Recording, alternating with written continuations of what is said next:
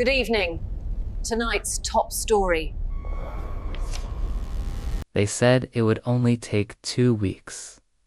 I remember the recruiter's smile, tight, polite, practiced. Sony's launching a private restoration project, she told me. Digitizing Michael Jackson's unreleased sessions. You've got audio forensics experience, right? I did. Barely. I'd cleaned up hiss and crackle for second-rate podcasts. But the name Michael Jackson hit something inside me.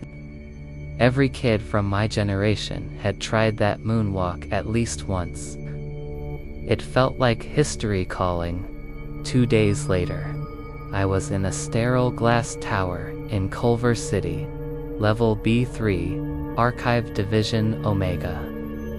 The hallway smelled like old vinyl and there were no nameplates, only QR codes on every door. A technician handed me a key card and a non-disclosure agreement, thicker than a screenplay. The last page had a clause highlighted in crimson ink. The contractor shall not reproduce, interpret, or disseminate any auditory material designated as level black. Level black, I asked. He didn't answer. He just pressed his thumb against the scanner, waited for the light to turn green, and said, "You'll know it when you hear it." The workstation looked like a confession booth. 1 chair, 1 terminal, 1 pair of heavy studio headphones bolted to the desk. My task was simple: catalog and label DAT tapes from 1984 to 2009. Hours blurred. Sample 01 MJ Thriller Ald, sample 02 MJ Normal pop magic, nothing sinister, until I opened a box with no barcode. Just a faded post-it. Eternal clause, do not index. Inside were 6 tapes and a single sheet of paper. Michael Jackson's contract with Sony, but the signature was wrong. It looped into itself, a spiral instead of letters, like something had dragged the pen mid-stroke. Halfway down, a line read, "Subscribe to Night Horror. The truth won't stay buried. Forever, the artist grants perpetual performance rights, physical or metaphysical, until the music itself ceases to exist." I laughed. Lawyer poetry. But when I scanned the sheet, the OCR software froze. The lights flickered, and from the headphones, though I hadn't pressed play, a whisper threaded through the static. They made me sign in blood. That night, I took the subway home, clutching my backpack tight. Every billboard seemed to show his eyes, the "This Is It" posters I'd grown up seeing, but the pupils were pitch black. Swallowing their own reflections, I told myself fatigue was making me hallucinate. But when I got home, my phone blinked with a new voicemail. No number. Time stamped 3 minutes after I'd left the archives. I pressed play. Silence, then a faint rhythmic tapping, like a metronome, then a voice, soft, melodic, unmistakable. "Don't let them remix me." The message ended with a high-pitched tone that made my vision swim. The next morning, my workstation login failed. The security guard escorted me to a new cubicle and said my previous files had been reallocated. Reallocated where? No answer. At lunch, I found my coworker Dylan in the break room. He'd been on the project longer than me. "Hey," I said quietly. "Ever heard of something called eternal clause?" He froze mid-bite. For a second, he didn't look like himself. His smile flickered off, then back on. "You mean the archive joke?" he said too brightly. "Just a myth. Don't dig for it. Why not?" He stared past me, to the security camera in the corner. because some songs don't want to be heard. That evening, I couldn't stop thinking about the whisper. I opened my personal laptop, searching public databases for Michael Jackson's Sony contract. Most results were corporate press releases. Then one old fan forum thread caught my eye, archived in 2010. 1 month after MJ's death, user choir member 88 had posted a blurry image of a clause identical to the one I'd seen. The caption read, "This is the deal that killed him." The choir collected his masters and his voice. The replies were all deleted, except one: "If you found this, play track 8 backwards. Curiosity 1. I went back into the box and found tape 08, the 8th note. No title, no label. Just that phrase. When I pressed play, nothing happened for 3 seconds, then the air itself seemed to hum. A note not from an instrument, but from somewhere. Between electricity and breath, the waveform on the screen twisted into a spiral.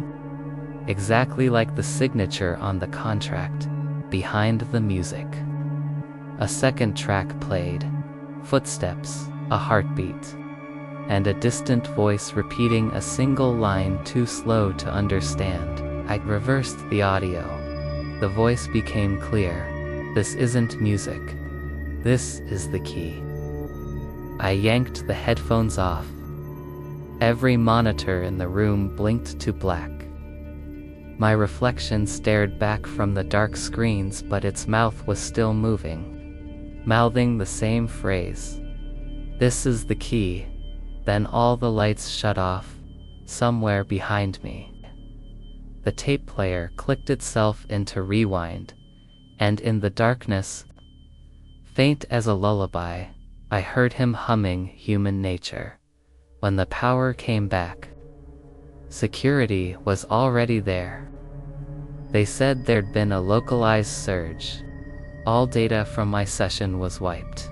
But as they led me out, I saw my workstation monitor flash for half a second, an open folder named Level Black. Inside, a single file, Eternal Clause, .wav, the timestamp read, "Tomorrow I didn't sleep that night." Every time I closed my eyes, I heard that same reversed whisper looping under my breath. This isn't music. This is the key. By morning, I had convinced myself it was some subliminal studio artifact. But when I checked my phone, there was a new notification. File received 8thot_full.wav.no sender. No metadata. Just the name. I hadn't copied that file. It had copied itself at work. Dylan wasn't there. His cubicle was empty except for his headphones, still buzzing with low static. I went to ask our supervisor about him, but she said flatly, "Who's Dylan?"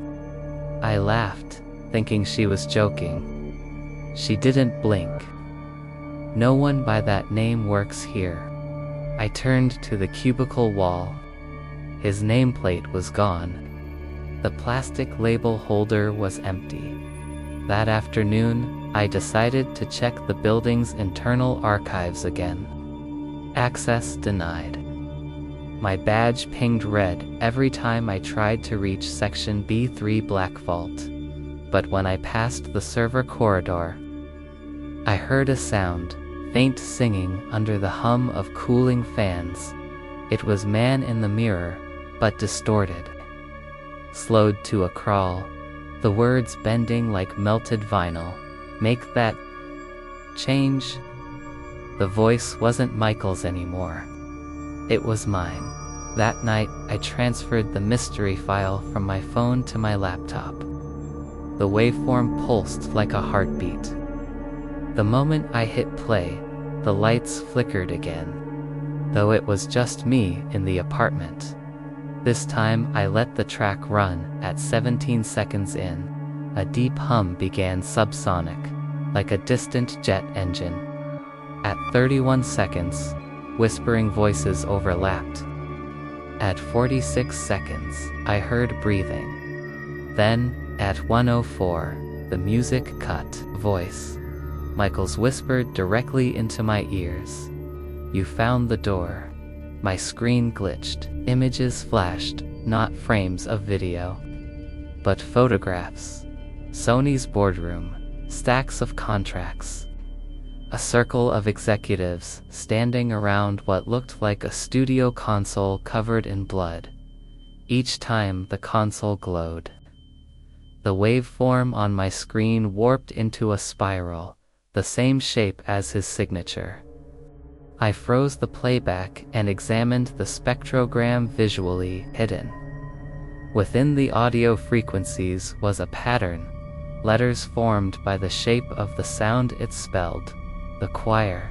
When I googled it, I found almost nothing, just one archived 1993 news piece about a group of spiritual sound engineers associated with Sony during the early CD mastering era. The headline read, "The choir believes music can bind the soul forever." That night, my phone rang again. No caller ID, a single voice. "You shouldn't have played the whole track." Then a click, and the line went dead. I replayed the call. The audio file was gone. Only the title remained. Choir member 88.m4a.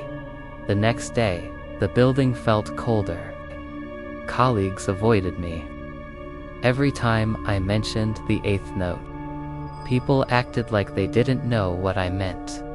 Then, during a coffee break, I saw something strange reflected in the vending machine's glass, the hallway behind me looping endlessly, like a video glitch.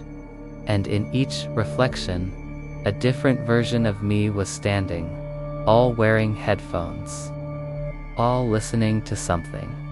I decided to confront the supervisor directly. "Why was I sent here?" I demanded. "What's level black? Who's the choir?" She stared through me for a long moment before finally answering in a tone that wasn't hers. Her lips barely moved. Her voice was layered, hers and someone else's. "The choir preserves the echo. Michael was their masterpiece. You are just the listener." Her pupils dilated completely black. Then she blinked, and suddenly she was normal again. "You should probably take the rest of the day off," she said, smiling too wide. I took her advice.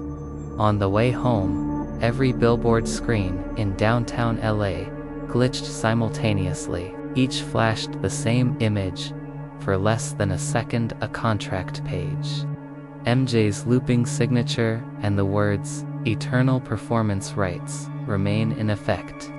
No one else reacted. Cars kept moving. Pedestrians kept scrolling. It was as if the message was meant for me alone, back in my apartment. I opened the 8th note _full.wav again. This time watching its frequency spectrum in real time at the 222 mark. The waveform began morphing into a human face. Not clear, but distinct enough. Cheekbones, jawline, eyes half closed. I whispered to the screen, "Michael." The face's mouth opened, and my speakers emitted a sound that made the windows vibrate. For half a second, the lights formed silhouettes on the wall, outlines of dancing figures. Like a concert crowd made of shadows. They swayed in rhythm, and in the middle stood one silhouette, unmistakably him, glove glowing faintly. Then, everything stopped. The track ended with a final whisper. "They want me back." I stared at the time stamp. 3:33, 3 minutes. 33 seconds exactly. My phone buzzed immediately. A new email had arrived from system@sonycorp.com. Subject: access granted level BLACK attached. Invitation.mp4 opened.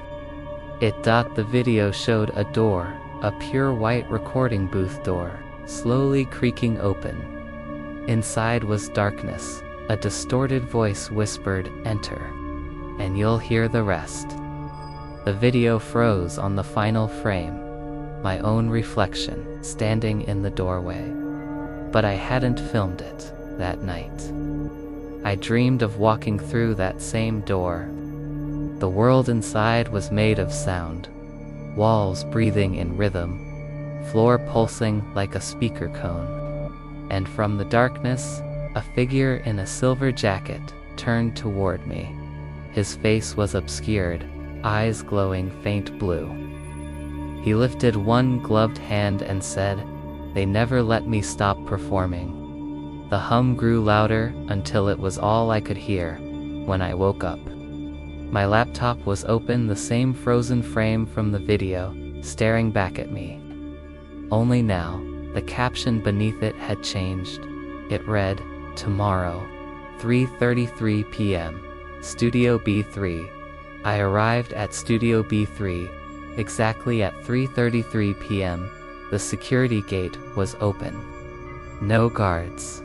No sound, except for the low mechanical hum that seemed to vibrate through the concrete dot inside. Every light was red. Not emergency red, like a heartbeat under the floor. The elevator buttons didn't respond, so I took the stairs down 3 flights. Each hallway more silent than the last. Halfway down, my phone buzzed. "Dylan, don't go in there." The message vanished before I could reply. When I reached the bottom, the metal door labeled Archive Level Black, Authorized Personnel Only, was already ajar. A cold breath rolled out. It smelled like ozone and candle wax. The room beyond was enormous, far larger than the building's blueprint allowed. Rows of golden records lined the walls, each mounted over a faintly glowing circle etched into the metal sigils carved behind the discs. Themselves in the center stood a conference table. On it lay a contract, unrolled like scripture. Above it hung speakers suspended in a perfect ring, softly emitting a hum at 432 Hz, pure, soothing, hypnotic. And then, voices. They weren't speaking words, but tones, harmonic layers. Human voices forming chords that resonated against the walls. The sound seemed to bend the air. As my eyes adjusted, I realized I wasn't alone.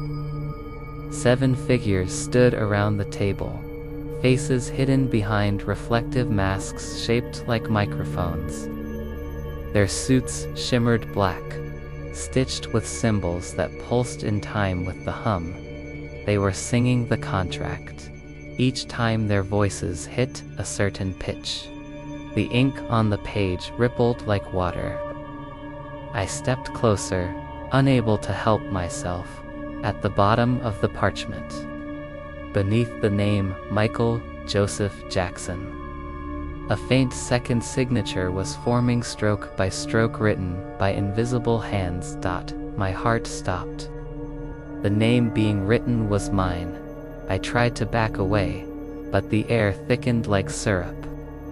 The hum grew louder now, mixed with faint, familiar notes. Billie Jean. Slowed until it sounded like a dirge. Then one of the masked figures turned toward me. The mask's surface reflected my own face back at me. But the reflection was smiling, even though I wasn't. The figure spoke in 2 voices at once, one male, one mechanical. "You heard the 8th note. Now you are part of the choir." I shook my head. "What do you want from me?" Another voice answered, silky, rehearsed. The kind you hear in corporate videos. Immortality, ownership, continuity. The same things Michael wanted in, till he changed the melody. The ring of speakers above began rotating slowly. From them came snippets of interviews, Michael's real voice, chopped and looped. They don't care about me. They want control. Sony is evil. When I die, watch what happens to my music. The words folded into each other, forming a continuous chant. One of the masked figures placed a hand on the parchment.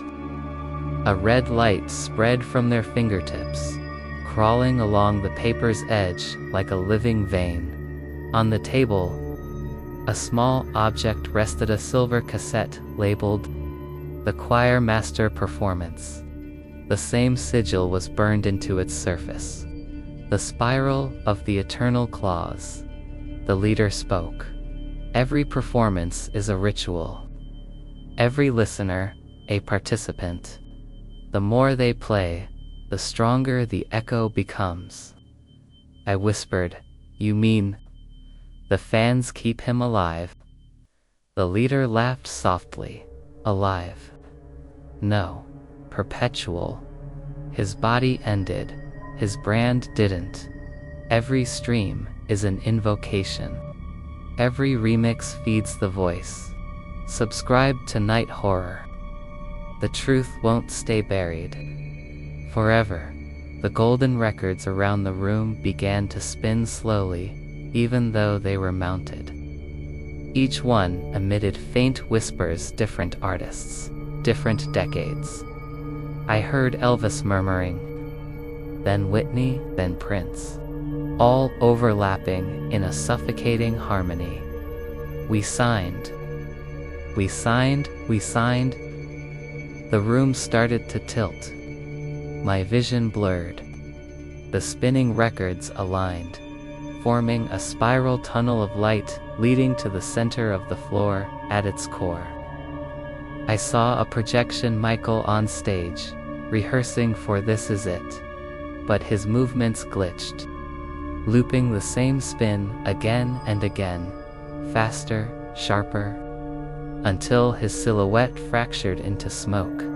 He looked straight at me through the projection. His lips moved silently. Then, in the hum, I heard the words forming, "They're still using me." I stumbled backward, knocking over a stand. The hum faltered, and the masked figures turned toward me in unison. "Stop the playback," the leader barked. But the speakers screamed instead, feedback so loud the sigils burned brighter. Bleeding red light through the walls, then darkness. When the emergency lights flicked on, the room was empty. No table, no records. Just concrete and dust. But one object remained on the floor. The silver cassette. I picked it up. It felt warm, pulsing faintly like a heartbeat. On the label, new words had appeared beneath the choir master performance. It now read, Side B, author, my name. My phone buzzed again, a known number. A distorted recording played. He signed for the show. You signed for the story. The choir always needs a narrator.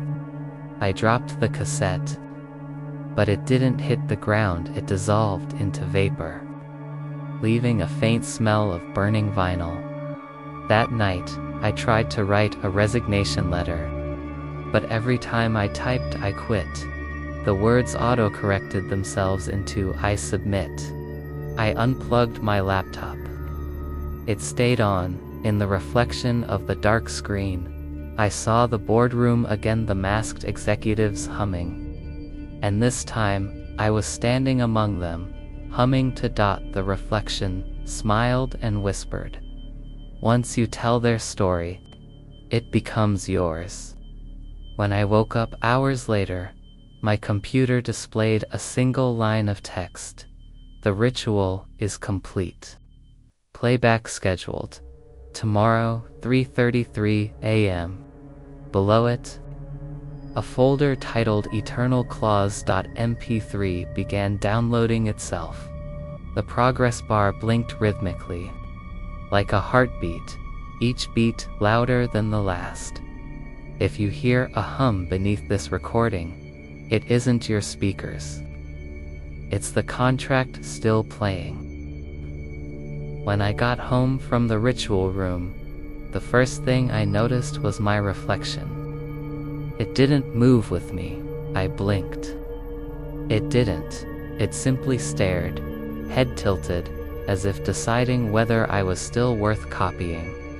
I turned away, telling myself I'd hallucinated everything: the masks, the humming, the contract that wrote my name. But when I powered my laptop, the desktop wallpaper had changed. It showed my workstation at the archive, zoomed in on a single sheet of paper. My signature looping endlessly, stroke after stroke, like a record stuck in the groove. I opened the document folder the system had downloaded by itself, eternalclaws.mp3. Inside were dozens of subfiles, each named after me. Each file contained only white noise, except one .track_33.wav. When I loaded it into the audio editor, I saw the waveform looked exactly like a heartbeat. I hit play.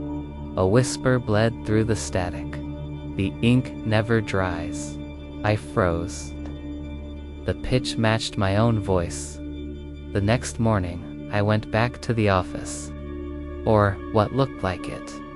The receptionist, the walls, even the air freshener scent were identical, but everything felt newly built, like a set assembled overnight. My badge still worked, but every floor plan had changed. Where the archives used to be, there was now a wide atrium filled with life-size cardboard cutouts of artists' faces blurred, smiles perfect. Each standee had a barcode printed on the chest. Under the barcode, one line, property of Echo Division. I scanned one with my phone.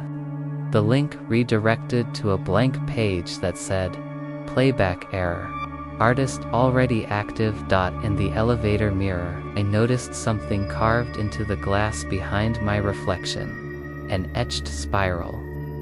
The same design from the contract. The edges shimmered faintly. And as the elevator descended, my reflection started signing something in the fogged glass. 3 letters, M-E. Then the spiral sealed it shut at my desk. I pulled up digital copies of every old contract the archive had on file. The artists' names changed, the years changed, but the final clause was always the same, hidden in microscopic print. Performance rights extend through all media, corporeal or otherwise, in perpetuity. In some contracts, the ink bled into strange symbols. Others had fingerprints instead of signatures, sometimes 2, 1 human, 1 2 elongated dot. One contract even showed my digital ID embedded in its metadata. Dated 24 hours in the future. The hum started again. Soft, barely audible, coming from inside the walls.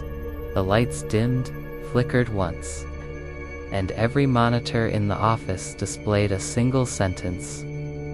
We finish what the artists begin. Then the room filled with sound, hundreds of overlapping voices, singing, whispering, pleading. I recognized fragments of lyrics from every decade, every genre, layered into one unbearable harmony. The sound twisted, compressed, then burst into silence. When the lights came back, every cubicle was empty, except mine. On my keyboard sat a pen, metallic, wet with red ink. Under it, a contract page addressed to the author. My name already printed at the bottom. Only the signature line was blank. I looked closer. The ink of the other signatures seemed alive, pulsing, absorbing the light around it. In the reflection of the monitor, the letters rearranged themselves into a question. Will you write the rest? I backed away, knocking over my chair. The pen rolled to the floor, stopping at my foot. From inside it came a faint ticking, like a metronome. I smashed it against the desk. The casing cracked hand. Something thin and sharp unfolded from inside, not a nib, but a needle. The hum deepened into a single sustained note that vibrated through my bones. My monitor flickered to a live camera feed in office identical to mine, but empty. The view zoomed slowly toward the desk, where another version of me sat, signing the page. When the pen touched paper, the feed went black. The building alarm blared. Doors locked automatically. I ran to the stairwell only to find every landing replaced by a loop of the same 2 floors, repeating endlessly. Each level had the same poster. Echo Division presents the Forever Tour. Below the slogan. The silhouettes of countless performers merged into one body, all sharing a single shadow. At last I found a maintenance door and forced it open. Behind it wasn't a hallway but a narrow room filled with discarded recording equipment, tilt-a-reel decks, microphones, tangled cables. Each reel spun on its own, whispering in fragments, "Keep writing. Keep playing. Keep us alive." And from one reel, unmistakably, my own voice answered, "I'm trying. I don't remember leaving. Maybe I never did. All I know is when I woke at home, my desk was covered in paper. Pages and pages of contracts I'd never seen before. Signed, dated, stamped with my handwriting. And every page carried the same faint watermark. Echo Division rights retained. The humming never stopped after that. It's in the walls, the floorboards, even the quiet between my thoughts. Sometimes I catch myself tapping rhythmically on the desk 3 beats. Pause, 3 beats. Like a countdown, like a heartbeat, and whenever I stop, I hear a whisper behind me say, "Don't break tempo." That night, I looked at the last page again. The signature wasn't mine anymore. It read, "The choir, through the author." Below that, a final clause appeared where the paper had been blank before. Performance resumes tomorrow.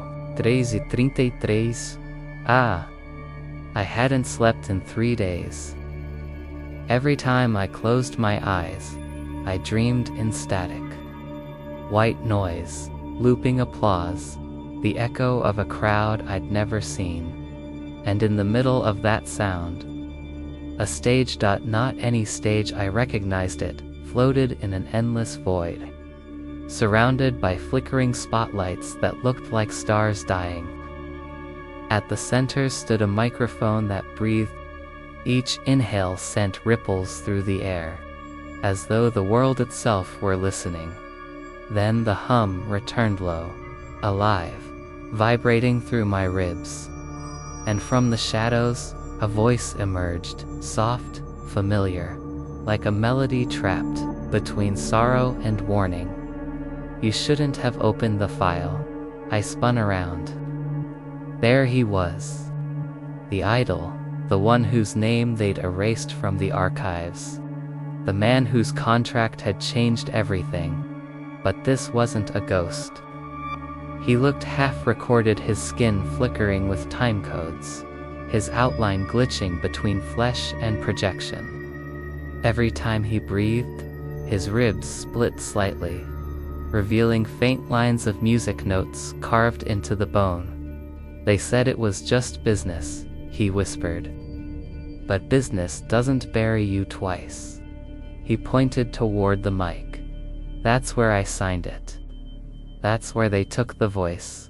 The microphone twitched. The stand bent toward me like a snake sensing warmth.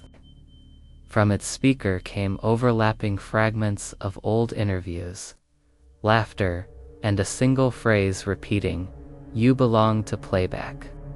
The idol looked at me with hollow eyes. Behind his pupils were reels of film spinning backward. They needed a perfect sound, he said. So they carved it out of my throat. Now they need yours. I tried to run, but the stage stretched infinitely, no exit. Just reflections of myself sprinting in every direction, all with microphones growing out of their mouths. The idol grabbed my wrist. His touch was cold, metallic. Symbols glowed briefly on his hand, the same sigils from the contract.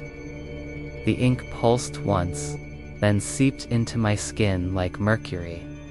"Listen carefully," he said. "The ink they use isn't ink. It's memory." I gasped as pain seared through my arm. Visions, flashing one after another, a boardroom filled with executives wearing porcelain masks. Rows of empty chairs labeled with artist names. A server room humming with digital screams. Each server drive had a heartbeat. Each beat synced with a name. When you signed, the idol continued. You gave them permission to copy your voice. But they don't stop there. They copy your silence too. The mic began to hum again, louder. A vibration so deep it rattled my teeth. And then a chorus erupted from somewhere above, beneath, everywhere. Millions of voices layered in perfect harmony, all singing the same line, one song, forever. The idol's expression turned to agony. "They're rehearsing," he said. "They never stop. They don't even know they're dead." He looked at me desperately.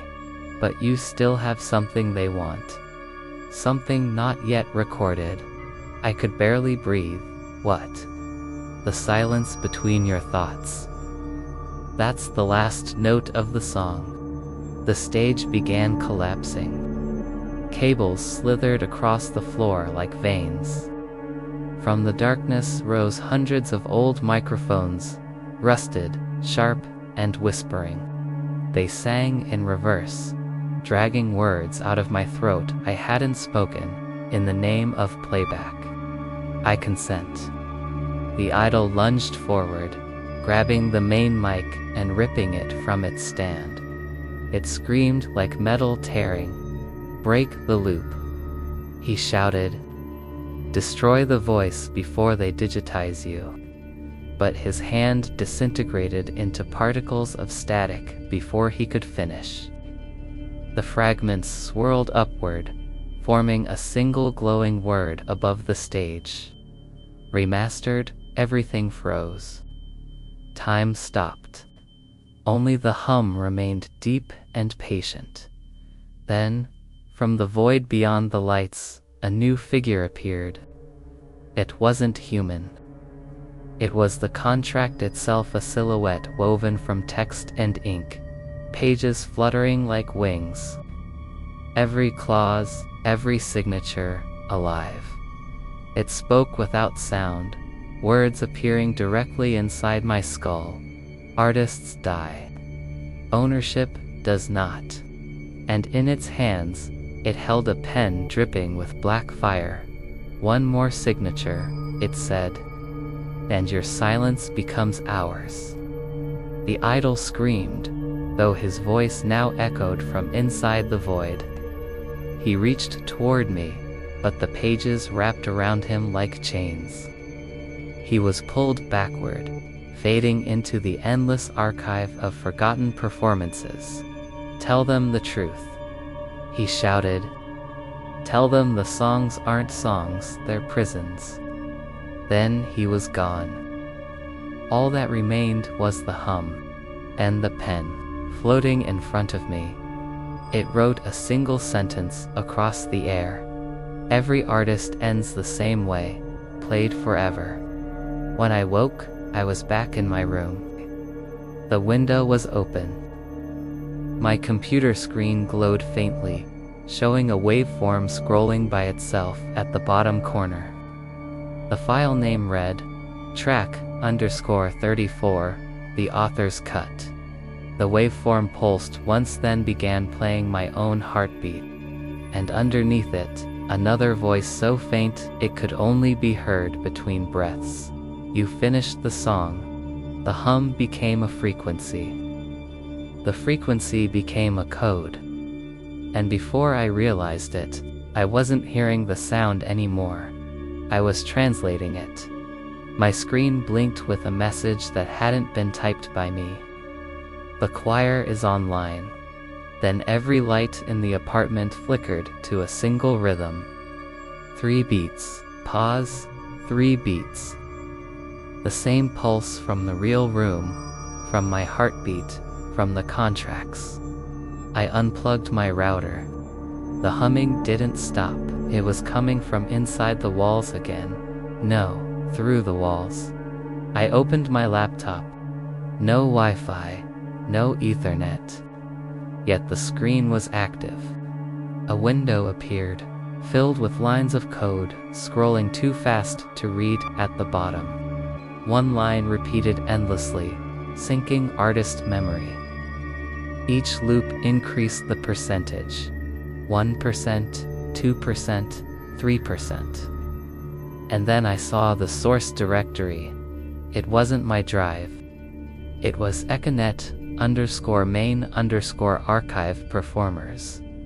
Me, a folder opened automatically. Inside were sound files named after my life, .childhood_laughter.wav, first_lie.mp3 dreams_u_forgot.flac, heart_stopped_once.m4a, and one new file at the bottom, voice_final_take.aiff, timestamped 5 minutes in the future. I yanked the battery out, but the screen stayed on. Every surface in the room, walls, mirror, even my phone screen now displayed waveform patterns. Breathing in sync, the hum deepened, morphing into thousands of overlapping voices, forming words through static. "We never die, we replay." Then the laptop camera light turned on. The feed showed me, but not me. My reflection sat perfectly still, eyes rolled back, mouth open as though sound waves crawled from my throat like smoke. Suddenly, the video feed multiplied into a grid of hundreds. Each frame showed a different version of me, each singing a different pitch. Together, they formed a perfect chord, haunting, dissonant, beautiful. The harmony grew louder, until I could feel it in my bones. My veins vibrated like strings. And then, all at once, the chord collapsed into silence. The screen displayed one phrase, "Playback complete." Then came the ads, pop-ups exploded across the monitor. New release by the author. Stream forever tour. Live 24/7, no end. No silence. No refunds. Every link redirected to a live video stream. The thumbnail froze my breath. It was a stage, empty, except for a single mic, and a figure standing in the dark. Me. I clicked on it. The stream opened. The chat scrolled with thousands of usernames, all posting in perfect unison. "We hear you, we see you. Sing again." The figure on the stage raised the mic. I heard my own voice come through the speakers, but the lyrics were foreign, mechanical, recursive. I belong to playback. I belong to playback. I belong. The feed The camera zoomed closer. The me on the screen smiled and whispered directly into the lens, "Welcome back to the loop." Then he raised his hand, and I felt mine rise and sink against my will. The apartment walls melted into pixels. The air thickened into static. I stumbled backward as my furniture distorted into objects made of noise, everything vibrating to the same rhythm. Then, a new sound entered the mix. One I recognized instantly, a heartbeat. Not mine, the idol's. It grew louder until the entire room shook. My laptop screen warped, and from within the distortion, his face emerged. Half shadow, half signal. Eyes flickering like corrupted video. "You opened the gateway," he said. "Now we all get to live again." Inside you, I screamed as hundreds of faces flickered across the screen. Every lost artist, every name wiped from the archives. Their mouths opened in sync, singing the same line, "Upload complete." The world folded inward. The ceiling stretched into an infinite grid of lights. The floor became glass, revealing endless servers beneath blinking red, humming with human heartbeats. Each server labeled Artist Instance. Active, the hum became a choir again. Perfect, infinite, painful. The idol appeared beside me, his voice now inside my head. "This is where they keep us. Every note, every scream. They call it immortality. We call it the loop." He pressed his palm to my chest. The skin beneath began glowing, a spiral of circuitry spreading like infection. "You can't destroy it," he whispered, "but you can rewrite it." A keyboard appeared in front of me, suspended in light. The screen read, "New contract authors cut. Input clause." My hands trembled. Every word I typed appeared in blood-red text. The song ends when the silence begins. For a moment, everything stopped. No hum, no voices. Just stillness. Then alarms blared. Every server screamed as waveforms distorted into chaotic static. The faces flickered, collapsing into pixels. Even the idol began to fade. "You broke the tempo," he said. "Now they'll come for you." The servers exploded into light.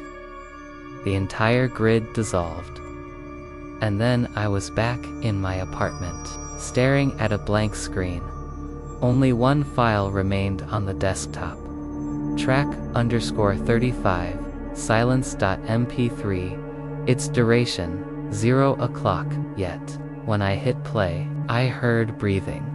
Mine, and faintly behind it, a whisper. "See you in the encore." 1. The silence for the first time in weeks. There was no hum. No vibration behind the walls. Just the fragile quiet of an unplugged world. I thought I'd ended it with track 35 silence.mp3, but silence has weight. It presses against you until something inside cracks. When I woke that night, the file icon on my desktop had changed. The name flickered between silence.mp3 and live, and beneath it, a timer began to count down. 0, 3:33. 2. The callback at exactly 3:33 a.m., my phone rang. No number, no ringtone. Just the hum, soft, inviting. I answered. "Are you ready for your encore?" It was my own voice. The one from the stream. The one I thought I'd erased. "They're waiting," it said. You can't leave the stage empty. Every light in the apartment turned on at once, then dimmed to crimson. On the wall, a shadow moved independently of me, raising a mic to its mouth. Point 3. The audience returns. The floor dissolved into glass again. Beneath it, the servers. But now, every drive glowed white, not red. As though something had woken through the static, came millions of voices chanting, "Encore, encore, encore." I covered my ears. The sound came from inside my skull. Each heartbeat matched the chant. The screen on my laptop lit up with a livestream dashboard. Viewers, 6,666,666. Status, waiting for performer, for the return of the idol. He peered through the feed again, half signal, half flame. The idol smiled, tired, almost kind. You wrote the ending, he said. Now write what comes after. I ended the song, I told him. Songs never end, he whispered. They just need someone new to sing them. The stage behind him brightened. A microphone rose from the floor, sleek chrome, engraved with the same spiral. My signature shimmered along its handle. 5. The choice on my screen appeared, a prompt. Upload self, erase SYSTM. I uploaded, I'd join the loop. One more eternal voice. If I erased, every captured soul might vanish with the servers. The hum swelled again, vibrating through the furniture, the floor, my chest. Images flickered around the room, every artist trapped in the loop. Mouths open mid-note, each whispering, "Set us free, stay with us." I looked at my reflection in the dark glass of the monitor. For a heartbeat, it looked like him. Then it looked like everyone. 6. The final note, I took a breath. Typed one line into the command prompt. Greater than delete, echo, asterisk. The screen hesitated. Then, line by line, every file began to fade, voices dissolving into static sighs. The servers below flared white, one by one, like candles burning out through the hum. I heard the idol's voice one last time, "Thank you, author." And then the world went black. 7. The aftermath, morning light crept across the floor. Everything was normal, agendas, coffee smell, the faint buzz of city life. My laptop was dead. No hum, no files. Just a single burnt spot where the power key used to be. I felt relief. Until I checked my phone, the music app opened on its own. A new playlist appeared. The Forever Tours Authors Edition. Track 1, Silence. Track 2, Loading. And below it, a live counter ticked upward. Viewers joining, 1:8. The curtain call that night. I walked outside for the first time in weeks. Every billboard flickered once, glitching into the same phrase. The song lives. From a nearby car radio, a voice hummed, 3 beats. Pause, 3 beats. People on the street didn't notice. But I saw them twitch to the rhythm, lips moving unconsciously. I realized then, I hadn't deleted the loop. I'd released it. 9. The final performance at 3:33 a.m. again. My phone buzzed with a single notification. You're alive.